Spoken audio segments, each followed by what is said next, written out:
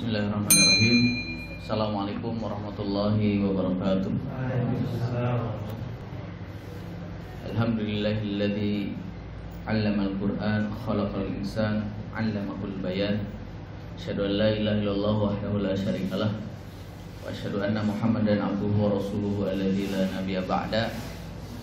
Jamaah yang dimuliakan Allah Subhanahu wa taala, insyaallah di kesempatan sore kali ini kita akan sama-sama melanjutkan kajian tematik kita, tadabbur surat-surat yang berada di juz 30.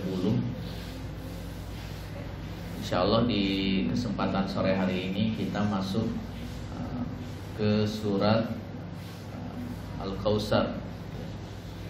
Surat Al-Kautsar, dan ini merupakan surat yang ke-108 berdasarkan urutan ayat Al-Quran. Nah, sebelum kita masuk kepada pembahasan surat Al-Kautsar, kita baca ya, kita baca sama-sama bareng-bareng surat Al-Kautsar ini. A'udzu billahi minasy syaithanir rajim. Bismillahirrahmanirrahim. Inna a'tainakal kautsar fasholli lirabbika wanhar inna syani'aka huwal abtar. Shadaqallahul azim. Jamaah yang dimuliakan Allah Subhanahu wa taala, surat Al-Kautsar ini merupakan penjelasan menurut penjelasan para ulama, surat terpendek dalam Al-Qur'an.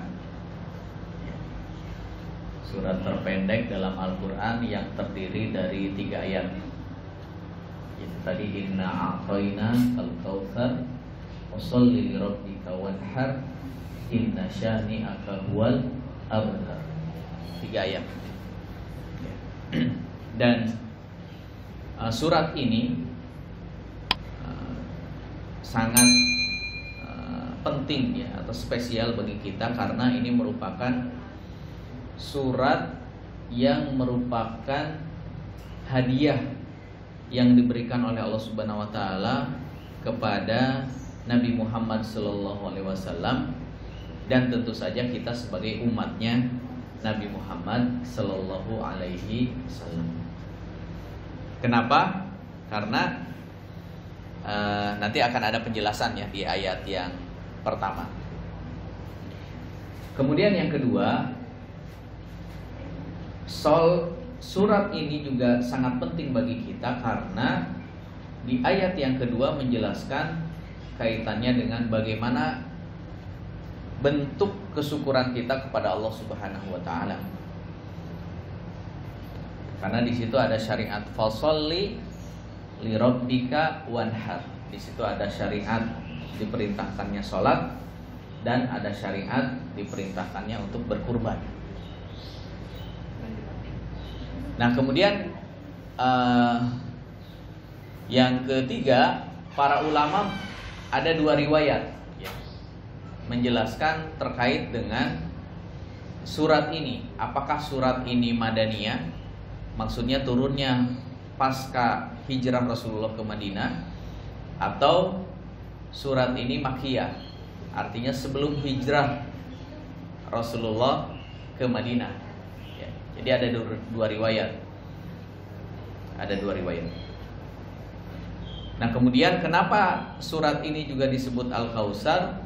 Ya, karena diambil dari ayat yang pertama. Yang tidak populernya surat ini disebut juga surat yaitu An-Nahr, yaitu menyembelih atau berkurban. Tapi di kita tidak terlalu populer ya. Yang ada juga di dalam mushaf Al-Qur'an yang kita baca itu juga disebutkan suratnya adalah surat Al-Kautsar. Jadi nama lain dari surat Al-Kautsar itu adalah surat An-Nahr. Nah, jamaah yang dimuliakan Allah Subhanahu wa taala, yang tadi saya sebutkan, ya, jadi ada dua riwayat ya, yang menjelaskan tentang sababun nuzul, sebab turunnya surat Al-Kautsar ini. Riwayat yang pertama adalah bahwa sebab turunnya surat ini berkenaan dengan ejekan atau semacam hinaan dari orang-orang kafir Quraisy saat itu di Mekah, ya, yang bernama Asal bin Wa'il, yang mengatakan bahwa Nabi Muhammad itu adalah abtar. Inna syani'aka huwal abtar. Abtar itu terputus. Terputus kenapa? Karena putra Rasulullah saat itu meninggal. Jadi kita mengenal bahwa Rasulullah ini punya putra dan punya putri. Nah, Rasulullah ini putranya ini yang laki-laki ini meninggal. Ya. Kalau yang perempuan tidak. Di antaranya istri Ali, Fatimah. Ya, ini kan anaknya Rasulullah. Nah, sehingga orang-orang Quraisy saat itu bahwa Rasulullah tidak mempunyai, terputus silsilahnya, terputus silsilah keturunannya, ya. Sehingga orang-orang Quraisy itu mengatakan al-abtar, tapi sesungguhnya tidak terputus, ya, karena anak cucu dari Fatimah itu ada, sehingga kita mengenal sekarang itu adalah zuriat Rasulullah Sallallahu Alaihi Wasallam, keturunannya Rasulullah Sallallahu Alaihi Wasallam ada, gitu ya, sampai sekarang. Artinya ada yang tidak meninggal sampai anak cucunya, keturunan Rasulullah Sallallahu Alaihi Wasallam. Nah, ini riwayat yang pertama. Sehingga dari riwayat ini para ulama mengatakan bahwa surat Al-Kautsar ini turun di Mekah, ya, karena peristiwa ketika anaknya Rasulullah meninggal yang bernama Ibrahim. Nah, riwayat yang kedua dijelaskan juga di referensi tafsir. Riwayat yang kedua ini adalah menjelaskan ketika Rasulullah di Madinah, karena syariat berkurban itu turunnya di Madinah. Karena ketika sebelum hijrah belum ada syariat, ya. Sebelum hijrah syariat itu yang ada baru sholat saja, yaitu peristiwa Isra dan Mi'raj, turunnya perintah sholat. Itu 1,5 tahun sebelum hijrah. Karena syariat kurban itu ketika setelah hijrah ke Madinah. Maka riwayat yang kedua ini mengatakan bahwa surat ini adalah turunnya di Madinah, ya. Secara literasinya adalah riwayat Imam Ahmad, ya, dari Anas bin Malik radhiyallahu an, bahwa Rasulullah Shallallahu Alaihi Wasallam menundukkan kepalanya sejenak. Jadi tertidur tapi tidurnya tidak nyenyak, gitu ya. Kemudian setelah itu mengangkatkan kepalanya seraya Rasulullah tersenyum. Nah, para sahabat bertanya, mengapa engkau wahai Rasulullah tersenyum? Maka Rasulullah Shallallahu Alaihi Wasallam menjawab, Allah dan Rasulnya. Lalu maka Rasulullah menjawab, sesungguhnya telah diturunkan kepadaku suatu surat, ya, sesungguhnya telah diturunkan kepadaku suatu surat. Lalu beliau membaca surat Al-Kautsar. Inna a'tainakal kautsar fasholli rabbika wanhar inna syani'aka huwal abtar. Kemudian Rasulullah bertanya kepada para sahabat, tahukah kalian apa itu Al-Kautsar? Para sahabat menjawab, ya, Allah dan Rasulnya yang lebih tahu apa itu Al-Kautsar. Kemudian Rasulullah menjelaskan, ya, yang tersebut dalam hadis, bahwa yang namanya Al-Kautsar itu huwa nahrun a'tanihi rabbi azza wa jalla fil jannah. Bahwa Al-Kautsar itu sebuah sungai atau telaga yang Allah berikan kepadaku di surga, ya. Dan kita mengenalnya adalah telaga Al-Kautsar. Jadi Telaga Al-Kautsar ini sebuah sungai yang khusus diberikan oleh Allah kepada Rasulullah. Kita mengenalnya Telaga Al-Kautsar di surga. Alaihi khairun katsir. Ya, sungai ini adalah memiliki khairun, kebaikan kasir yang banyak. Yaridu alaihi ummati yaumal qiyamah. Umatku kelak akan mendatanginya atau mendatangi Telaga Al-Kautsar ini di hari kiamat.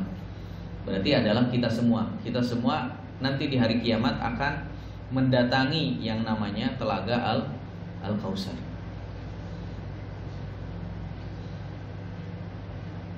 Kemudian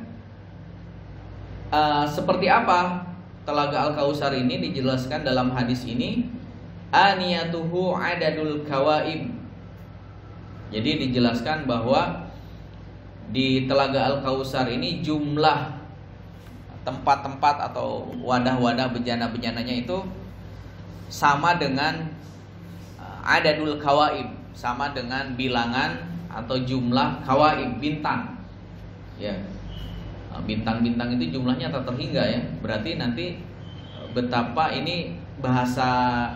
Jadi biasanya kalau dalam Al-Quran atau dalam hadis ini bahasa kiasan ya, bahasa metafora gitu ya, bahasa kiasan yang menggambarkan bahwa Telaga Al-Kautsar itu begitu istimewa sampai disifati atau dijelaskan di hadis ini adalah nanti memiliki tempat-tempat yang jumlahnya sebanyak bintang-bintang.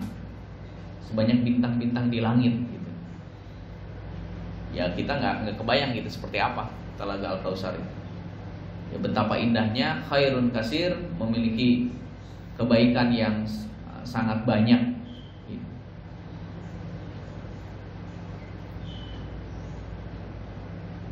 Nah, kita juga mendapatkan riwayat bahwa Telaga Al-Kautsar juga ini tempat mencuci ya. Tempat mencuci dosa-dosa umat Islam. Gitu ya. Jadi ketika ditimbang di yaumil hisab, misalkan timbangan amal kebaikannya lebih sedikit dibandingkan amal keburukannya, maka umat Islam itu masuk ke neraka terlebih dahulu, tetapi akan diangkat lagi, kemudian dicuci di Telaga Al-Kautsar, kemudian selanjutnya masuk ke surganya Allah Subhanahu wa taala. Jadi umat Islam itu walaupun punya keimanan hanya mithqala dzarratin gitu ya, sebiji dzarrah ini sebuah biji yang sangat kecil gitu ya. Tapi ketika mengatakan la ilaha illallah Muhammadur Rasulullah, ada keimanan di situ, umat Islam ini akan masuk surga walaupun dicuci terlebih dahulu bahasanya. Bahasa umumnya atau bahasa mudahnya dicuci terlebih dahulu di Telaga Al-Kautsar, tapi pada akhirnya adalah akan masuk surga. Nah, ini sekelumit terkait dengan Al-Kautsar ini.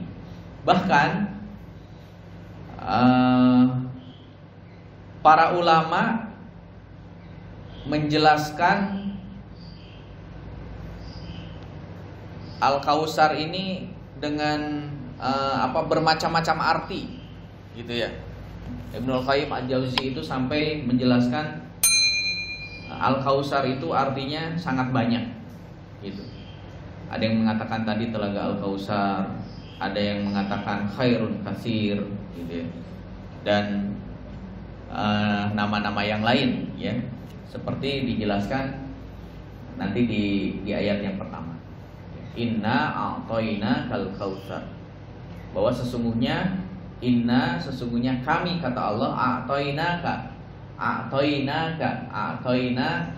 kami memberikan kepadamu wahai Muhammad Al-Kautsar ya. Kalau terjemahan di mushaf Al-Quran yang ada, terjemahan depak, sesungguhnya kami telah memberikan kepadamu nikmat yang banyak. Jadi Al-Kautsar ini diartikan di terjemahan depak itu adalah nikmat yang banyak.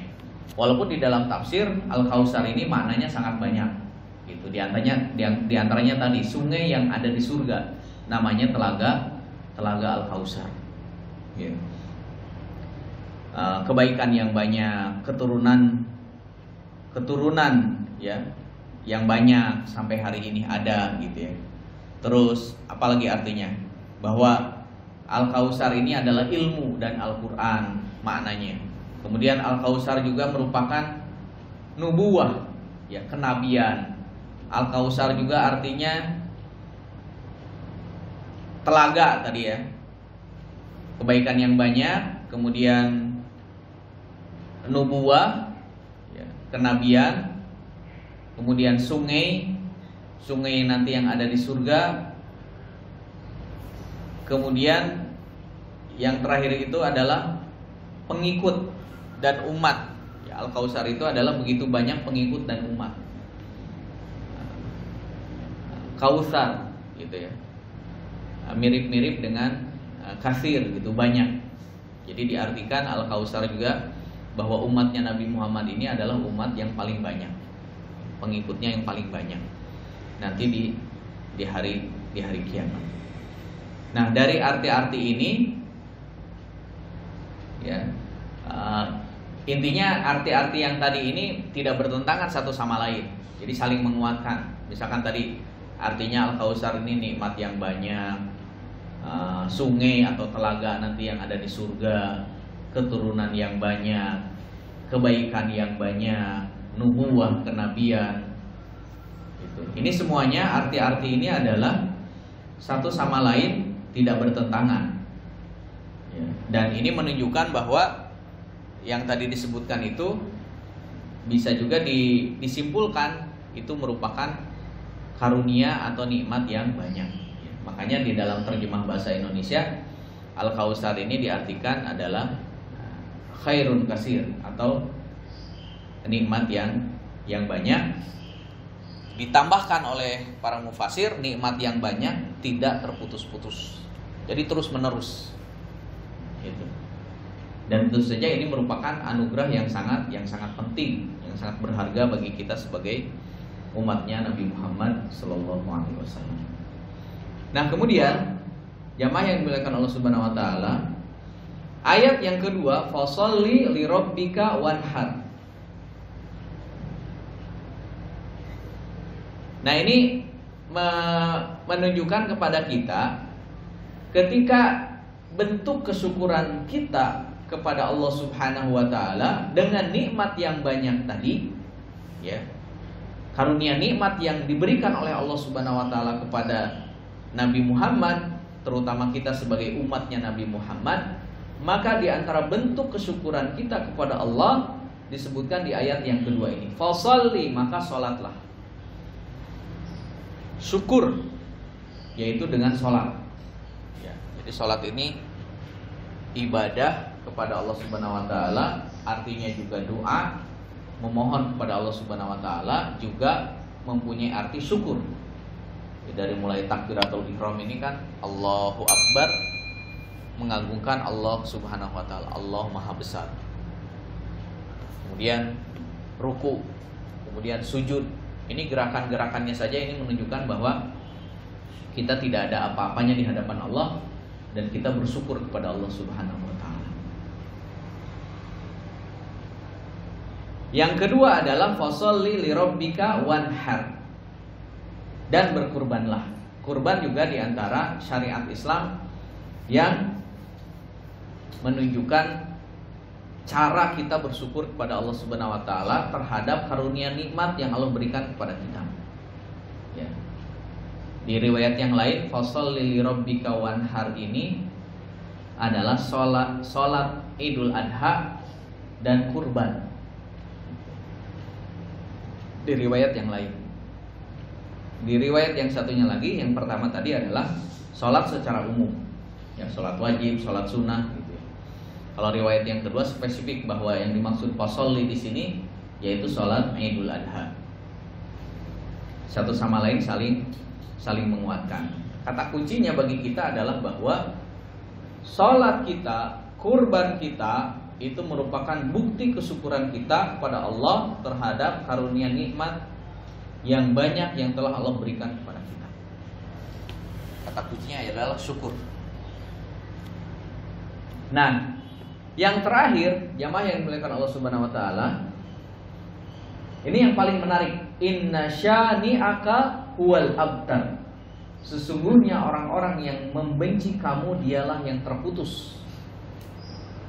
Tadi Wa'il, orang-orang Quraisy saat itu membenci Rasulullah, bahkan menghina Rasulullah, mengejek Rasulullah, Rasulullah sebagai al-abtar, Rasulullah sebagai orang yang terputus, keturunannya meninggal, tidak ada generasi pelanjut.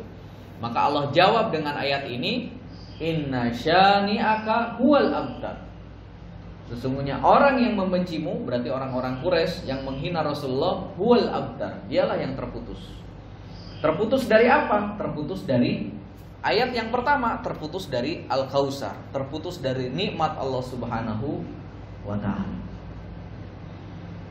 Maka di sini disebutkan ya, ayat yang pertama menetapkan bahwa Rasulullah bukanlah orang yang terputus dari nikmat Allah Subhanahu wa taala. Justru Rasulullah akan mendapatkan karunia nikmat yang begitu luar biasa, yaitu Al-Kautsar. Al-Kautsar itu nikmat yang banyak, telaga Al-Kautsar, sungai yang ada di surga. Tadi makna-makna yang tadi sudah disebutkan. Ini menegaskan kembali, yaitu ayat yang pertama. Dan ini sebagai jawaban kepada Asil bin Wa'il yang mengatakan bahwa, atau yang menghina kepada Rasulullah, bahwa Rasulullah itu adalah terputus. Sesungguhnya Rasulullah itu abtar, padahal tidak. Sehingga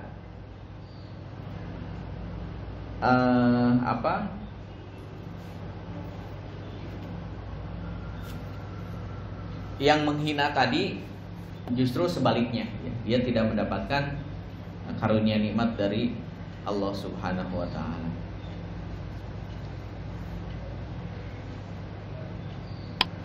Nah, jamaah yang dimuliakan Allah Subhanahu wa taala, dari sedikit paparan 3 ayat surat Al-Kautsar ini, kita bisa mengambil beberapa poin atau pelajaran bagi kita dari surat Al-Kautsar ini. Yang pertama adalah bahwa surat Al-Kautsar adalah surat yang menjelaskan bahwa Allah Subhanahu wa taala memberikan nikmat yang banyak kepada Rasulullah sallallahu alaihi wasallam. Di antara nikmat yang banyak ini adalah Allah memberikan keturunan yang banyak kepada Rasulullah dan telaga Al-Kautsar di surga nanti. Ya. Jadi kalau misalkan hari ini ada yang tidak percaya dengan keturunan Rasulullah, yang kita kenal dengan habaib, ya, para habib, itu sesungguhnya sudah dijawab dengan ayat ini, bahwa keturunan Rasulullah itu tidak terputus, tidak abtar, tapi ada sampai sekarang. Ya, mungkin keturunan yang kesekian, keberapa, tapi secara silsilah garis keturunannya nyambung sampai Rasulullah SAW, yang kita kenal dengan para habaib tersebut. Ya, ini kita menghormati anak cucu keturunan Rasulullah SAW. Kemudian yang kedua adalah tadi janji Allah akan memberikan telaga Al-Kautsar yang khusus diberikan kepada Rasulullah. Dan ini juga menjadi syafaat Rasulullah kepada umatnya. Yang tadi yang diangkat dari neraka, dicuci, dibersihkan dulu di telaga Al-Kautsar ini, kemudian setelah itu masuk ke surganya Allah Subhanahu wa taala. Kemudian yang kedua, surat ini memberikan arahan agar kita sebagai umatnya Rasulullah mensyukuri nikmat dengan cara apa? Dengan cara sholat dan dengan cara berkurban. Ya, sholat semata-mata karena Allah Subhanahu wa taala, berkurban juga semata-mata karena Allah Subhanahu wa taala. Kemudian yang ketiga, surat ini merupakan mukjizat yang menjadi bukti kebenaran Rasulullah sallallahu alaihi wasallam, bahwa siapapun yang membenci Rasulullah dulu, sekarang, kemudian yang akan datang, dia akan terputus dari kebaikan dan rahmat Allah Subhanahu wa taala. Ya. Kita bisa lihat ya bukti-buktinya. Para penghina Rasulullah dulu mungkin ada karikatur ya, yang membuat karikatur Nabi Muhammad. Kemudian kita baca beritanya bahwa orang tersebut mati sangat tragis, terbakar, gosong di tempat kerjanya. Dan cerita-cerita lain, fakta-fakta sejarah mengatakan siapapun yang membenci Rasulullah, yang menghina Rasulullah, dia akan terputus nikmatnya dari Allah, bahkan diazab, disiksa. Bukan hanya nanti di akhirat tetapi di dunia. Begitupun orang-orang yang menghina, membenci, melecehkan anak, cucu atau keturunannya Rasulullah Sallallahu Alaihi Wasallam. Itu di dunia terputus. Sedangkan nanti di akhirat mereka tidak bisa minum dari telaga Al-Kautsar. Orang-orang kafir, orang-orang musyrik yang membenci, yang menghina Rasulullah Sallallahu Alaihi Wasallam. Nah, 3 poin ini mudah-mudahan ini menjadi tazkirah ya, pengingat khususnya bagi diri saya pribadi dan umumnya buat jamaah semuanya dari pelajaran yang bisa kita ambil, yang bisa kita aplikasikan dalam kehidupan kita dari surat Al-Kautsar ini. Demikian. Kurang lebihnya mohon maaf. Kalau ada yang mau ditanyakan dipersilakan. Wallahu a'lam. Assalamualaikum warahmatullahi wabarakatuh.